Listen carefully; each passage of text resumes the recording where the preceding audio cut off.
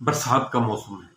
बरसात जब होती है बारिश, तो ये बिजली के जो आलात हैं, चीज़ें हैं, ये आमतौर पे इनका सर्किट शॉर्ट हो जाता है, ये शॉर्ट हो जाते हैं, इनमें करंट आ जाता है, तो अर्थ आ जाता है।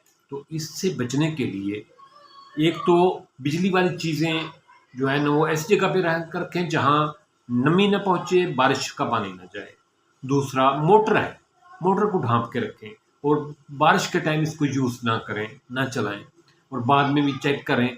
बच्चों के इस्तेमाल करने से पहले खुद चेक करें कि कहीं इसमें करंट तो नहीं आ गया।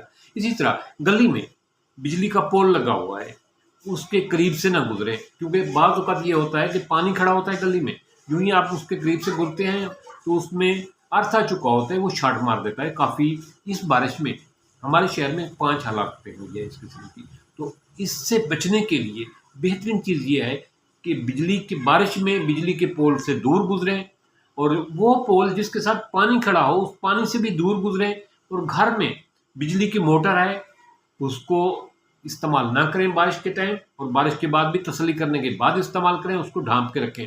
इसी तरह आपके घर की वायरिंग अच्छी होनी चाहिए और किसी लोहे के दरवाजे के साथ, किसी गेट के साथ आपकी तार का कनेक्शन नहीं होना चाहिए, वरना बहुत बड़ा नुकसान हो सकता है।